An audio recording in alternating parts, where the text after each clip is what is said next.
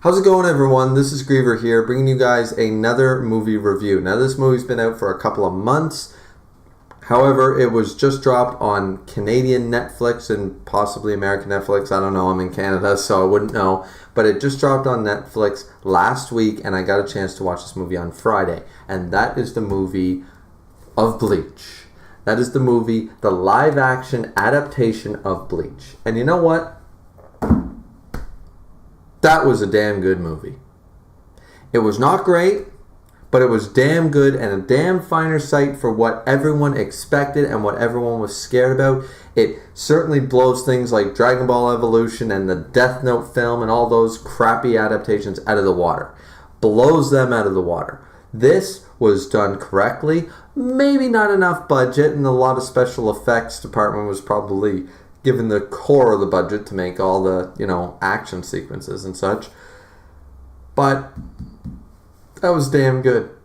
I enjoyed it. As a fan, as a true fan of Bleach, guys, I enjoyed it. I enjoyed the actors. I thought that the actor who played Ichigo was probably one of the best parts of this film was the fact that he acted like Ichigo to me.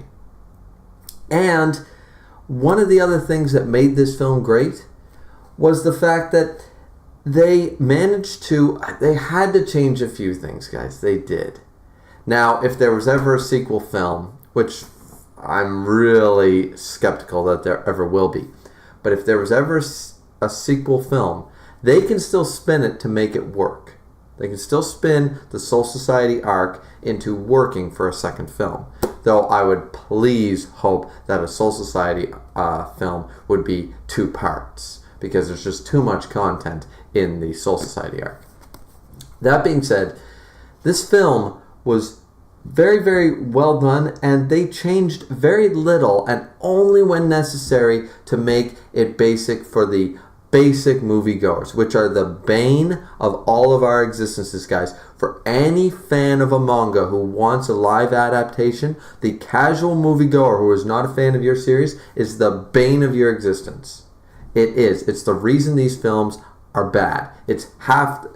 You can't put all the blame, but you can put a good chunk of the blame on them, because you cannot go up to any production company in Hollywood and say, look, I want to make a film about this manga series, and I'm not going to change anything because that would be insulting.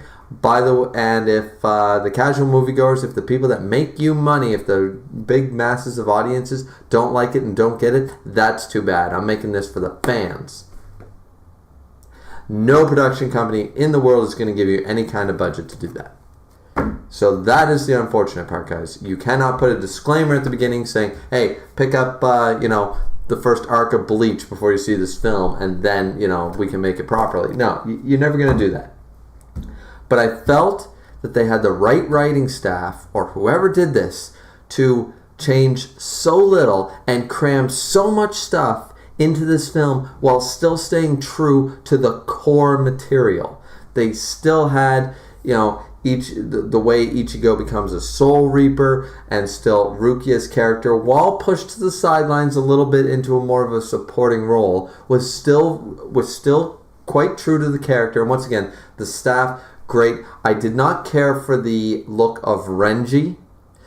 I felt that they could have done that look. The actor, very good. They did the tattoos properly and such, but the hair way up here looking like some Tengu type of monster. They could have just given him a classic ponytail, because that's what Renji has. Renji has a ponytail. It's just wild because it's anime. They put it up here, and all the hair was always down in front and stuff, and that it didn't feel very Renji-esque. So unfortunately, didn't care for that choice. But for the rest of it, they stayed true to the designs. Urahara, once again, could have dyed the hair a little blonder, that like platinum blonde. That would have been a better choice. Urahara seemed to be not my favorite, but seemed to be done really well. Byakuya Kuchiki was done well. Rukia, Chad was done well. Orihime, I don't actually like Orihime that much in the anime series. I'm shipping Ichigo with this Orihime. Like, she a beautiful actress and ditzy and over the top, but also just brought something about her. And once again, guys, I don't understand Japanese, so I had to watch this with subtitles and stuff.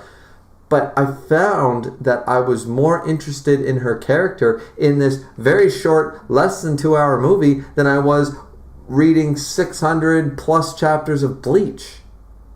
So, wonderfully done job. As I said, most of the actors, all of them, did a really great job.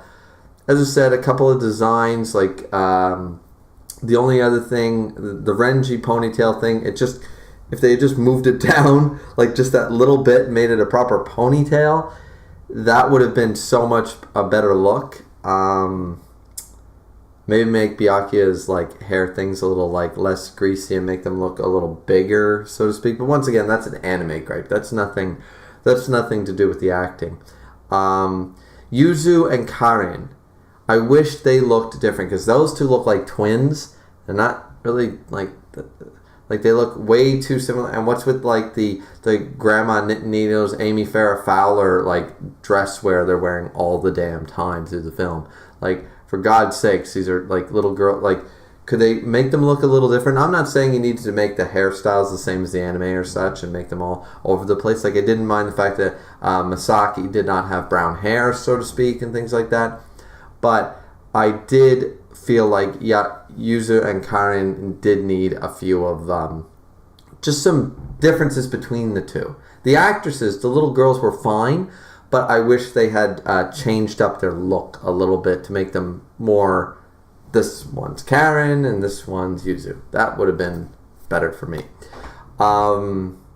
As far as the changes they made, with the whole giving, you need to build up your spiritual pressure so you can, give me my powers back. And in the end of the film, spoilers, they do get, Rukia gets her powers back and they leave. Similar to how it happened in the manga, except that she did not get her powers back. So, and the whole forget thing sort of thing. And then they imply at the end of the film, sort of like The Amazing Spider-Man, like, that's the best part, I don't mind that so much. I felt like it could have ended better. Now, people might not have liked this, but I had hoped for Urahara Kisuke to maybe intervene, which would have been very different from the manga. But I felt like I kept watching this film, and in the final climactic battle, I went, okay, this is pretty true to what's going on, while meshing together both the Grand Fisher attack, Uryu and his battle, Renji's battle with him, and Byakuya, taking him down so easily, meshing this all within an hour and 40 minutes while still introducing us to Soul Reapers and that kind of stuff. Well paced, well done, while still filling every scene with importance. But I thought that the whole time I was like, how are they going to end this? How are they going to make this work? Are they going to have Urahara show up and block Byakuya's blade? Because he could do that. But then I kept thinking to myself, that won't make sense to the casual viewer, which is, once again, the bane of our existence. It'll make sense to fans, but even as fans, we know at that point in the story, we don't know enough about Kisuke for that to be a thing. That takes away from Byakuya's power and his standing. So we can't do that. So I kept thinking, what are they going to do? Like, are they really going to just kill Ichigo and make that the end of the film? But they give Rukia her powers back, which is okay, because it was still, if they make another film, they can still spin it as, okay, yeah, you got your powers back, but you let that human live, and the fact that you gave him your powers in the first place and stuff, this is still a criminal offense. And we can still have Aizen in the background twisting the Central 46 into making, which is what happened, expediting the date of execution and all this stuff and making things worse. Aizen can still do that, except he makes it so that the charges, instead of being like community service, being still execution, and he manipulates Central 46. That's all fine and dandy. So the changes they made in the film, while a bit of a piss off to fans, like that's not really the way it worked, they stayed 90% true to the mythology and the mythos that is the Soul Society, that is Bleach, that is what it's all about. So I cannot be unhappy with the way they handled it. And I thought that the action sequences reminded me of the thing that Scott Pilgrim, the film, while not the best film, did so well in showing over the top. This ain't realistic, guys. This is a comic book. The battles and the stuff aren't gonna make sense. They're gonna be over the top and boom, boom, boom, boom, Dragon Ball Z type fighting from an anime. They did that. They captured that. They made while speeding up the process, they made the battles exciting. They made them fast paced. They semi-showed a little bit of flash step or Shumpo sort of idea with Byakuya and that kind of thing. They showed Ichigo training. They did not try to take away from all that. One gripe I do have is that Ichigo at this point shattered Zabimaru. That to me, that irked me. That, I will admit, that is a flaw that I found when I watched it. I went, no. At the time in the story when he does shatter Zabimaru, it makes sense. At this point, this is too soon. This is too early. This is giving Ichigo too much power and too much credit. Or it's making Renji look weak. I feel like still, nonetheless, the scenes were handled well. Showing Chad and Orihime being able to be like, Ichigo, there's something, I feel him here sort of idea. Setting up the characters for what they're supposed to be like and how they feel. Really good, including Chad in the very beginning pages with the little girl, which they changed into a little boy. Which, why? I don't know. Sets up Chad and Ichigo's relationship right off the bat in the first few minutes of the film. So we're like, okay, he's clearly a friend. And that's all you need to know without delving too much into the character. Either way, guys, I was waiting for... The music was good and definitely a Bleach inspired. You could hear a lot of the inspired music there. But I was waiting to hear number one. I wanted that soundtrack that song to be in this film. I felt that it was necessary to have that, because that would have because the acting was solid. The setup, the cinematography was there for it. They could have done it. And I felt like at the climactic end, if they're going to make him shatter Renji's sword, what they should have done was take away from what they did in the anime and in the manga when he raises Zangetsu and he's ready, and then just Getsuga Tensho's Zabimaru, the beam, have number one play during that little sequence. That would have been a better way to handle shattering Zabimaru, because then it would have been like a mixture between Battle 1 and Battle 2, even though, once again, problem with him being able to do that at this point. Once again, poetic license with a film, and you gotta make things exciting. So, all good. Some of the special effects are very weak, but once again, Scott Pilgrim, come on, guys.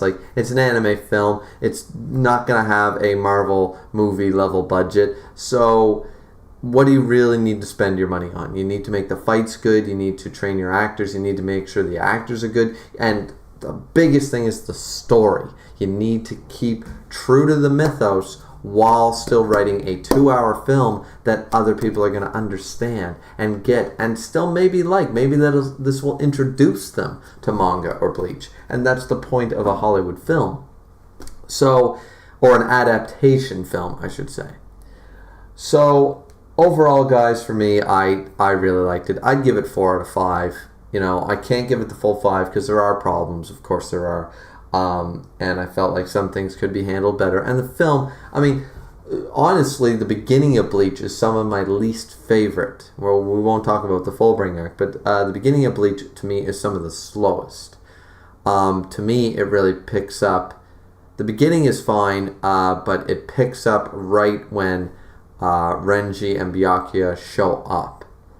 That's when Bleach takes off. The pre-Soul Society arc, the training, and then going to the Soul Society. That's the best part of Bleach. So, but they couldn't start there, so I'm not griping about that. But Yeah, for me, overall, I'd give it 4, maybe 4.5 or plus or whatever, A minus, a B plus, something like that for this film. It's definitely not perfect, but I was pleasantly surprised last night when I went, and I rewinded a few times. I'm like, I gotta check this because I'm reading, but I want to see the expressions, and I want to, I thought that everyone was done really well. The relationship between Ichigo and his dad was good.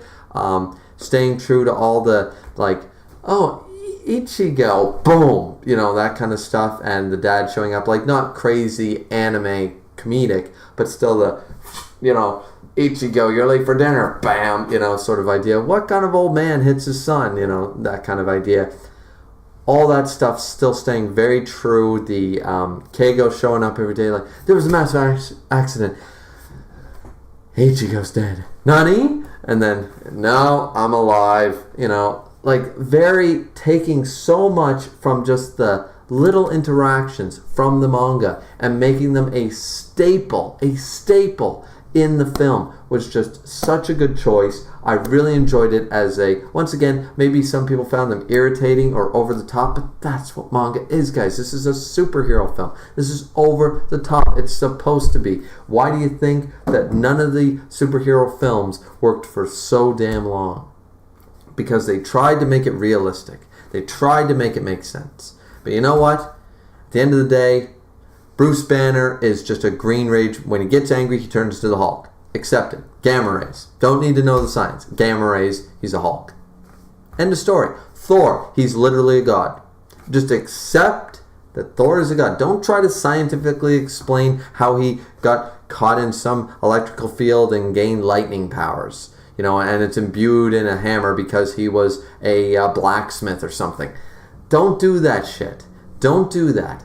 That's why the Marvel Cinematic Universe works, is because they didn't try to scientifically explain everything like all the failed Spider-Man films did, trying to explain away Rhino and trying to explain away the Green Goblin and explain a nice Doc Ock going mad because of his psycho arms and stuff. Stop it. Stop making everything a nuclear scientific experiment that goes wrong. Stop doing that. Just accept the fact that Iron Man's a genius and could create a flight suit. Thor is a god. Captain America is a super soldier. Just make it that way. And in Bleach, that's what they do. They said, this is manga. This is supposed to... We have our own level of comedy. We have our Japanese culture, which has comedy. We have a certain manga quality version of comedy. And that is imparted as stretched as it could be into the film.